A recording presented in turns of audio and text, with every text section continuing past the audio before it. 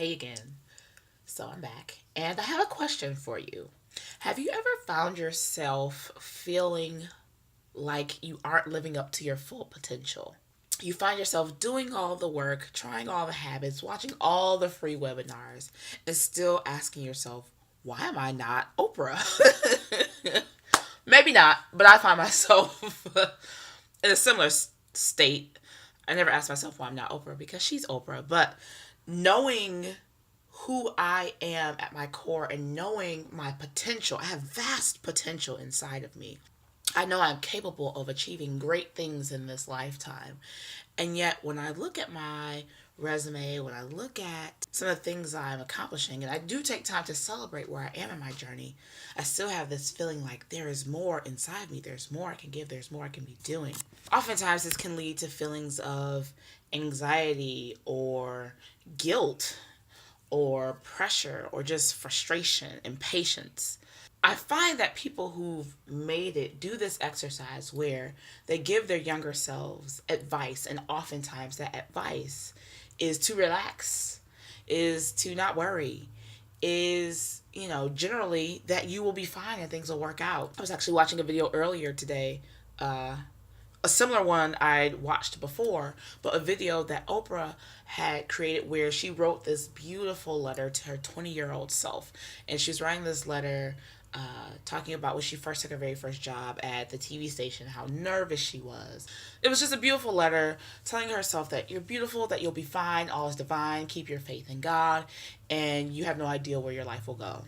And while I have written letters to my past self, I find joy in an activity that I do in a couple different ways. So I write letters to my future self, and I'll show you a tool that I use to do that. But I also embody my future self sometimes and write letters to my present self. It requires a bit of meditation, so I get into a meditative state where I envision my ideal self. I envision this 40-year-old, typically is the age range that I'm envisioning.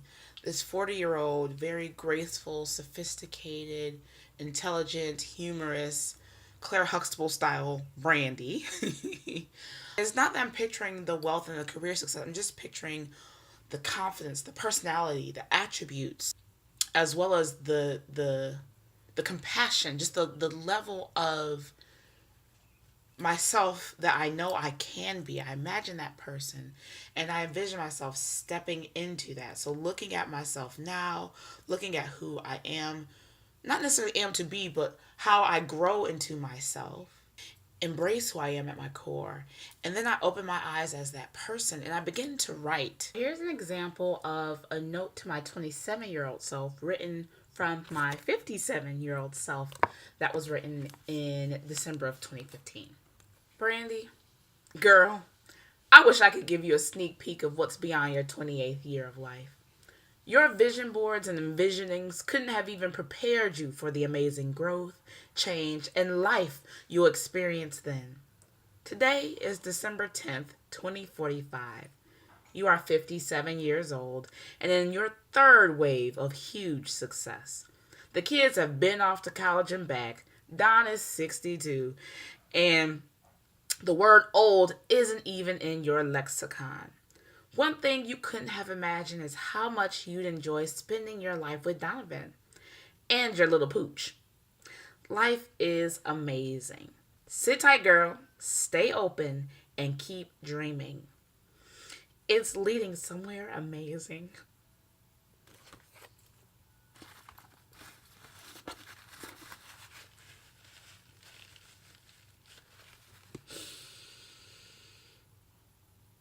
P.S. About to go have brunch with the president and you become friends with more than three of them. Love, Brandi Keeler at 57. So there are a few reasons why this exercise is helpful. As you can see in my emotions, it actually is comforting because it seems like I'm hearing this from my actual future self. I mean, who I am today is who I will be at 57, right? Who I am today, I'm still the same person that was the 2-year-old Brandi who was crawling on the floor one day. I didn't go somewhere and become someone different. I'm still me. And so hearing that, I believe the words that I'm telling myself. when you start to envision your future self, you can relieve some of the pressure you feel about becoming that person. So I'm writing this, and it's a short letter because I remember in embodying this, I'm like, I gotta go have lunch with the president. Let me write this letter really quickly. So it's not, I'm just like, girl, you fine, you know? And it felt real at the point that I was writing this letter. And then I have an inside joke with myself in here because on my bucket list, which I'll share in another video, I wanted to be friends with at least 3 presidents before the time I die. And apparently I become friends with more than 3 of them. I don't do math well, so I don't know how many of them there are in between now when I'm 57, but I'm assuming I'm friends with at least 4 of them, I guess. I don't know. But my future self knows more than I do. And so this was fun also because there are certain points in my future where I get stuck in my brain. Like, how do I figure out this career thing? Like, how do I figure out this philanthropy thing? How do I figure out becoming a mother? And in this letter, I'm like, you've been a mom, your kids went to college and they're already back. Like, you've gotten past that point in life. And so it releases some of that tension of getting to that very next step because it takes you 5 steps beyond that next step. So this is how that exercise looks. If I have cards that I've written to my future self and cards I've written from my future self. This is a card. It's still sealed, but this is a card that I wrote to my past self from my future self, thanking me for the habits that I've enacted, for the patience that I've had with myself. So obviously I'm obsessed with the future, and so I try to find ways to proactively live in the future versus suffer from anxiety of not being in my future. So another tool that I use to have conversations with my future self and sort of ease some of this tension about becoming my future self is writing letters to my future self using an app called Future Me. It's a web-based app, so it's a website as well as a phone app. I use both, depending on what type of message I want to send. So I'm going to show you the phone app right now. So Future Me, and the website is futureme.org. So it starts off with a blank interface where you can say, Dear Future Me, whatever you want to tell your future. The way this app works is that you write a letter and you can send it to any date in the future via email. So I'm going to show you some examples of past letters. And as you can see here, I have 9 undelivered letters. So I have more letters on the way to my future self. I have no way of going back into the letters I've written for my past self and editing them or checking them early. So they're almost like sealing a letter and mailing it to yourself, but it's via email. So sometimes I write to my future when I'm feeling stuck, and then affirm myself by saying, but I know you figured it out. Or I'll write and remind myself to be grateful of things.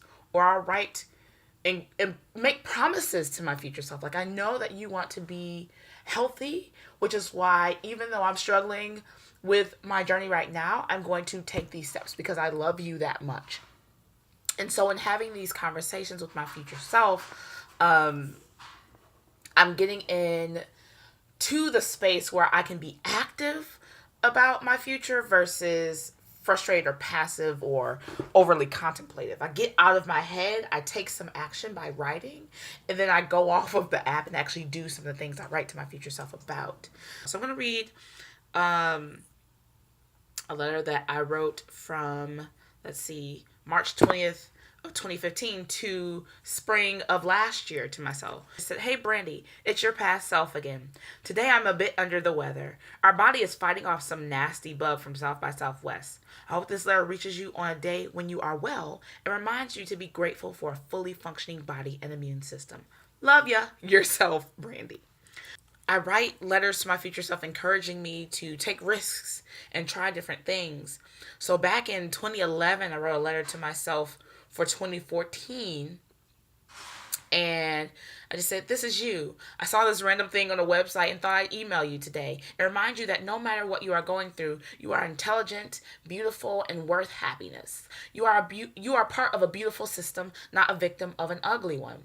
You are power and strength. And if you aren't already, you will make a beautiful mother. Invent something. It'll make life easier. Something. Get off your butt and have freakier sex. That is all. Laugh out loud. Weird words from a past you. P.S. I may not say it often, but I love you. And obviously, this was at a point in my life where I wasn't telling myself I love myself every day. I do that all the time, every day in the shower. I sing that I love myself every day. So these are ways that I can interact with my future self and ease some of the tension that I have in the relationship with my future self. If you are interested in tools for engaging in conversations with your future self, check out futureme.org or hit me up for a template on writing a letter to your future self. Or hit me up for a template on writing letters from your future self to your present self. I hope this was nourishing to your mind, body, or spirit. Remember, change is inevitable, but growth is a choice.